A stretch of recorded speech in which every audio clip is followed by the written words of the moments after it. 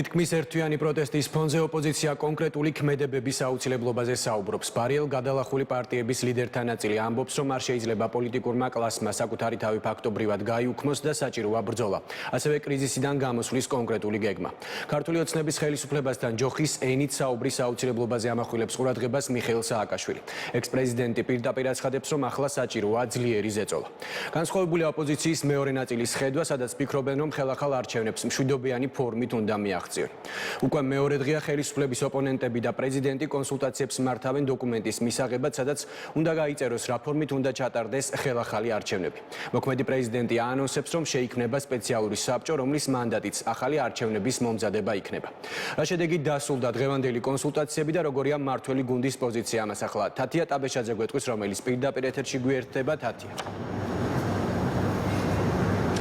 2 საათნახევრიანი შეხვედრიდან შევიტყეთ იმის შესახებ, რომ შეიქმნება საბჭო, რომელიც იზრუნებს ხელისუფლების შეცვლისთვის და ახალი არჩევნების დანიშვნისთვის. და ჩვენი ინფორმაციით, როგორც ეს განგვიცხადა ერთ-ერთმა ოპოზიციონერმა ლიდერმა, საბჭო დაკომპლექტდება 4 ბარიერ გადალახული ოპოზიციის წარმომადგენლებით, თითო ოპოზიციას კი ეყოლება 2 წარმომადგენელი. გარდა ამისა, დღევანდელი შეხვედრიდან შევიტყეთ იმის შესახებ, რომ ორგანიზაციული მექანიზმი შეიქმნება საოლმე ზურაბიშვილის მონაწილეობით, რომელიც 29 დეკემბრამდე და 29 დეკემბრის შემდეგ მისი მონაწილეობით საზოგადოებრივ პოლიტიკურ პროცესებს წარმართავს საქართველოში და არა მხოლოდ დაამყარებს კომუნიკაციას ქვეყნის გარე აქტორებთან და 29 დეკემბერი ამ შემთხვევით არ არის ნახსენები, ვინაიდან ვიცით, რომ საოლმე ზურაბიშვილს სწორედ ამ დღეს ეწურება ოფიციალურად პრეზიდენტობის ვადა.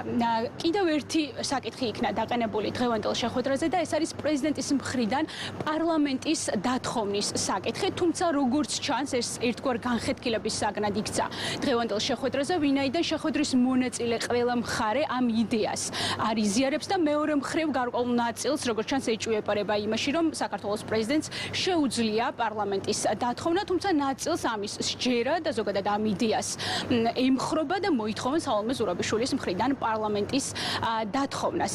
აქვე მინდა აღვნიშნო, თუ ვინ ესწრებოდა დღევანდელ შეხვედრას, ოპოზიციონერი, ანუ ბარიერ გადალახული პარტიების წარმომადგენლების მხრიდან აქ იმყოფებოდნენ არასამთავრობო სექტორის წარმომადგენლები და ასევე იყვნენ ისეთი ადამიანები, რომლებიც ჩვენ ბოლო პერიოდის განმავლობაში გვინახავს პირველ არხთან, ისინი საუბრობენ ხშირ შემთხვევაში რუპორით პირველ არხთან და მოითხოვენ ასევე პირველი არხის ხელმძღვანელი პირების თანამდებობიდან გადაყენებას. ზუსტად რა სტატუსით იმყოფებოდნენ დღეს ისინი პრეზიდენტის ადმინისტრაციაში დახურულ კარს მიღმა შეხვედრაზე, რომელსაც ესწრებოდა არასამთავრობო სექტორი და როგორც უკვე ვთქვი, ბარიერ გადალახული ოპოზიცია, ეს ჩვენთვის არის უცნობი, მათთან გასაუბრების შესაძლებლობა ჩვენ არ მოგვეცა. აქვე ვიტყვი არასამთავრობო სექტორი რაზე საუბრობდა დღევანდელ შეხვედრაზე, როგორც ირკვევა, მათ ისაუბრეს სამართლებრივ ჭრილთან დაკავშირებით, როგორ წარმოუდგენიათ იურიდიულად სწორად, რომ ჩატარდეს ქვეყანაში ახალი არჩევნები, მათი თქმით, ჩამოყალიბებული იქნება ის საფუძვლები, თუ რის საფუძველზე შეიძლება რომ ჩატარდეს არჩევნები და პირობები,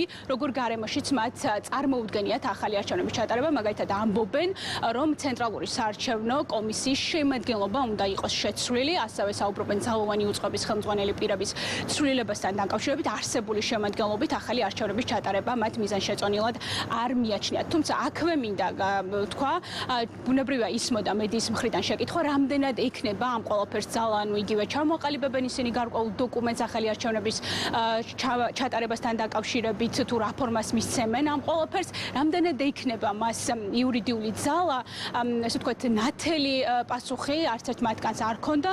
უბრალოდ შეგვიძლია ვთქვათ, რომ ნაწილს სჯერა, რომ შესაძლებელი არის ქვეყანაში ამ ფორმით ახალი არჩევნების ჩატარება. ქონდა ძალიან სასარგებლო, კარგი საუბარი იმას დაკავშირებით, როგორ უნდა ჩატარდეს ახალი არჩევნები, რა პირობებში, იმისათვის, რომ გამოირიცხოს ის უმსგავსობები, რაც ჩვენ ვიხილეთ 26 ოქტომბერს.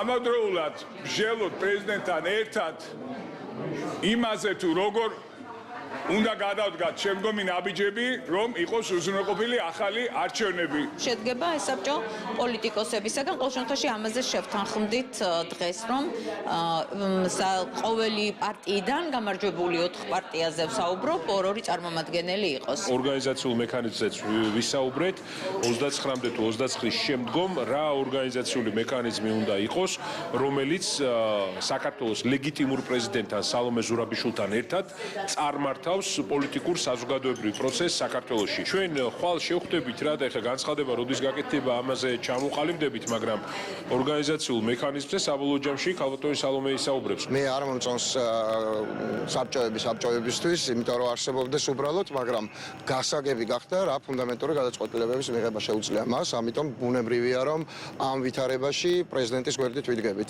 როგორ შეიძლება პრეზიდენტმა ახლა დაითხოვოს პარლამენტი? აქვს თუ არა ამის უფლება? უფრო კონკრეტულად რომ გითხრათ, კონსტიტუცია. პრეზიდენტმა უნდა დაითხოვოს პარლამენტი, მე-11 ხო, ეს სადაო საკითხი. ეს სადაო საკითხია ჩვენთვის ჩარჩო არის ერთი, რომ ვაიძულოთ ხელისუფლება დანიშნოს არჩევნები და შიდა და გარე ზეწოლი. ჩვენი ქმედებები პოლიტიკური პროცესით უნდა ვაიძულოთ ხელისუფლება დანიშნოს არჩევნები. ჩვენ რაც ქონდათ ხოვნა სამოქალაქო საზოგადოებას წარმოვადგინეთ, მათ შორის საკითხები პარტიები, სადაც უფრო პოლიტიკური დისკუსია იყო, ჩვენი დისკუსია იყო წმინდა სამართლებრივი ტექნიკური, რა უნდა გაკეთდეს იმისთვის, რომ ქვეყანაში იყოს თავისუფალი და სამართლიანი. ეს არის ორი პროცესი, ერთი თუ პოლიტიკური შეთანხმება იქნება, გადაწყვეტილებები ამის მიხედვით იქნება.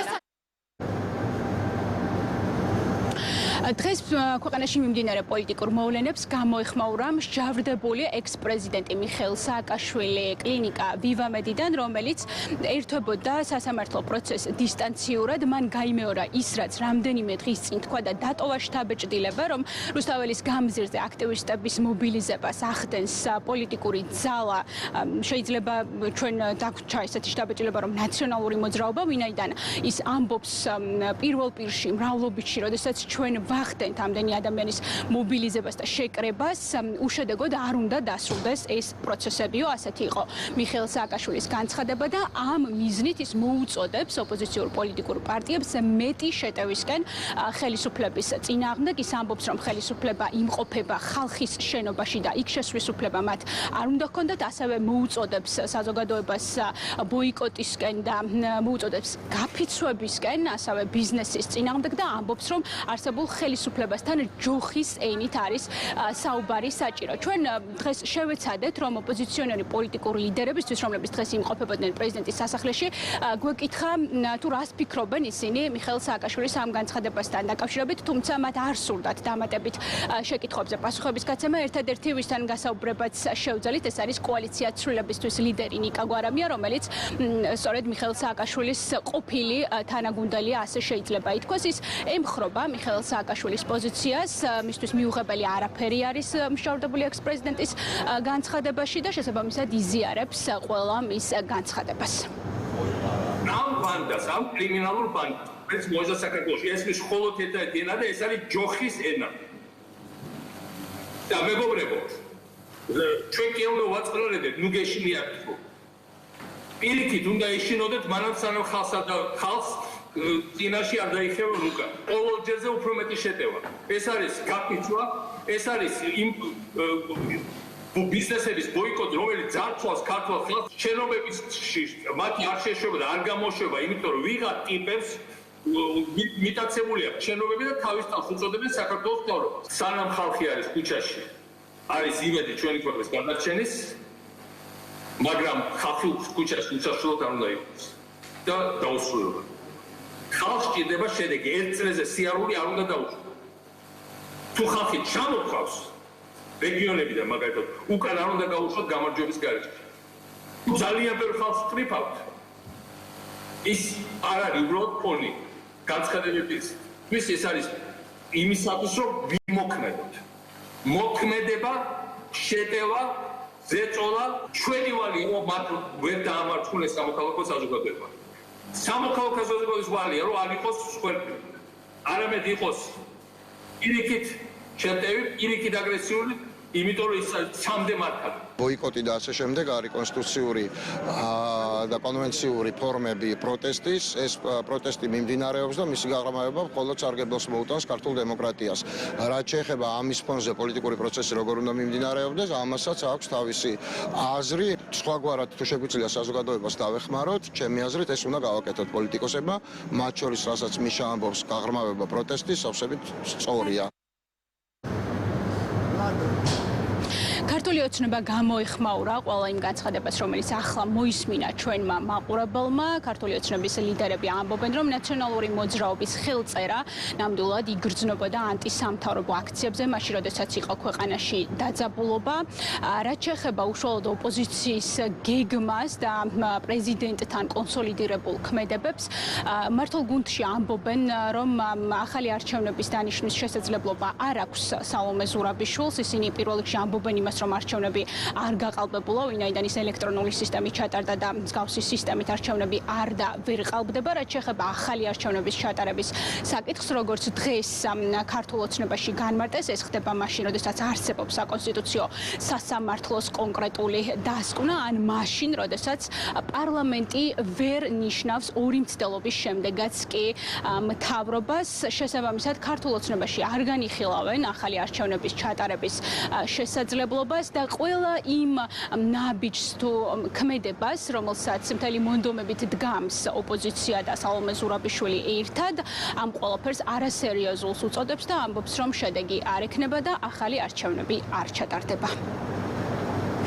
ჯაშუში მიხეილ სააკაშვილი ვერ გადაეჩვია თავის რუსულ რეჟიმისთვის დამახასიათებელ ნარატივს და ვერ გამოვიდა მროზგიდან, ვერ გამოვიდა ჯოხით დამუკრებისგან, ძალადობის მუქარისგან. ეხლა ეს ადამიანი ვერ ასრულებს იმას, რასაც აკეთებდა 2004-2012 წლებში და საზოგადოების ნაწილს მოუწოდებს, თავის მხარდამჭერებს იქნება თუ მათთან დაკავშირებულ ადამიანებს, რომ იძალადონ საზოგადოების დანარჩენ ნაწილზე, უმრავლესობაზე, რომელიც მათ არ ეთანხმება. ვერ მოეგო გონს და ვერც მოეგება, როგორც ზაღლის კუდი არ გასწორდება, ისე ვერ შეისვრის ზნეს მიხეილ სააკაშვილის განცხადებაც მეტყველებს იმაზე, თუ რა პროცესები მიმდინარეობდა და რა იყო ძირითადი მიზანი ამ გამოსვლების, ამ აქციების.